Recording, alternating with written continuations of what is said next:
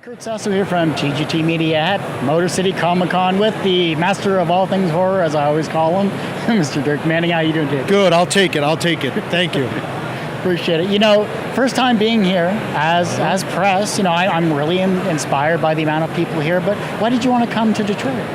You know, this was actually the first show I ever came to as a teenager. I grew up outside of Detroit and stuff like that. So this is like one of those shows like I've always wanted to, like, someday I'll set up at Motor City. It'll be like cool, you know, woo! And now I'm finally here, you know. I've got some books out, things like that. So it's cool, man. It's finally sinking in. It's funny, when I first got here, you know, as professionals, we get locked behind the table the whole time. So, like, I got here early, running around doing all the shopping and stuff, and it was just like, you know, back in the day, you know, running around hitting all the 50% off bins and stuff like that. And I'm shopping, get some books. And I'm like, okay, well, oh God, now I gotta go set up at my table. Like, my table! Guest! You know, so it's cool though, man. I'm excited about it. You know, the show's just starting off now. People are starting to work their way in, so it's cool. Yeah, no, it's really great. This energy is here. You're feeling it, you know. Yeah. You know, everyone has that one inspiration, though, that set them on their path to their own greatness. You know, who's the one that actually inspired you? Well, that would inspire I've attained greatness, which I don't know if that's fair to say, but no, you know, it's a cliche answer for a lot of us, but Alan Moore, man. Watchmen was one of the earliest comics I ever read. And Jim O'Barr was another real big one. I read The Crow very early on. Someone kind of foisted it in my hand and said, Dirk, you know, you need to check out this book. And it was at the time this like indie, black and white, horror-ish kind of comic. It was very romantic, very scary, and those were two of the real big ones. You know, Watchmen and then The Crow.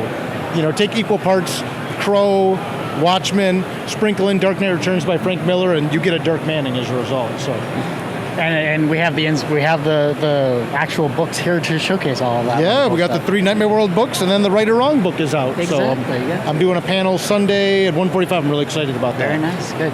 You know, the younger generation is coming through. That next generation of amazingly creative, talented people that are just waiting for that own inspiration. Mm-hmm. How can they inspire the next generation? You know, I think the most important thing is, you know, wow, I just talked about Alan Moore and then like a Rorschach walked by. Nice. Well played. Don't wait on anyone else. You know, I think it's probably the biggest thing. When I started in 2002, the technology wasn't there, print on demand, the accessibility of putting comics online, things like that. That stuff wasn't there then, you know. Social networking or social media, you know, and networking that way didn't exist. Now there is no reason to wait for a gatekeeper. I mean, by all, you know, it's really to a point now where it's more about not what you can do for a publisher, but what a publisher can do for you. And that's true more than ever. I talk about that a lot in the Right or Wrong book. I'm going to get into that more and more as, you know, in the new columns. But really it's now about do it yourself, DIY, more than ever DIY. Nice stuff. You know, obviously, this convention is going to close down at the end of the weekend. Mm-hmm. You know, you're going to head off to the next amazing con that you go to. You know. Yeah, this is 4 in 4 weeks, and I've got one more next weekend, 5 in 5 weeks. Jeez. Yeah, I know. Energy galore right there. Hey, yeah, living the dream, man, right? Living the dream. You know, what personal experiences are you going to take away from this convention? You know, it's funny, I was thinking about this just before you came in. More and more, I'm getting to know people, which, I mean, like, well, duh, you know, you're doing 5 shows in 5 weeks. But more and more, it's like, you know, I'm the typical reclusive writer. You know, I come, I set up, I do my thing, and I go. And it's to the point now where, like, people are coming by to see me before the show. I'm seeing people I know, store owners, creators, readers, Catwomans, things like that. It's to the point now where it's just like, I know these people, you know, I know all the people that are here and stuff like that, and it's pretty cool. It's cool to really more and more have that family on the road and stuff like that, you know, getting to catch up with people.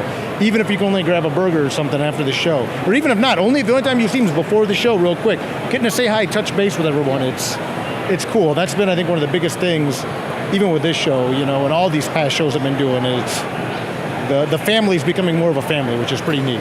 It's real cool. Including you, you know, I see you here, you know, it's the greatest thing, man. Well, I wouldn't have come here if you didn't say, look, Kurt, get to Motor City Comic Con. there it is. And now you're here, you're going to be rocking out. Yeah. So it's cool. Yeah, Dirk, thanks so much for this as always. Pleasure. My pleasure, my friend. Thank you. And, look for this interview coming up on Little Person Among Media Giants as well.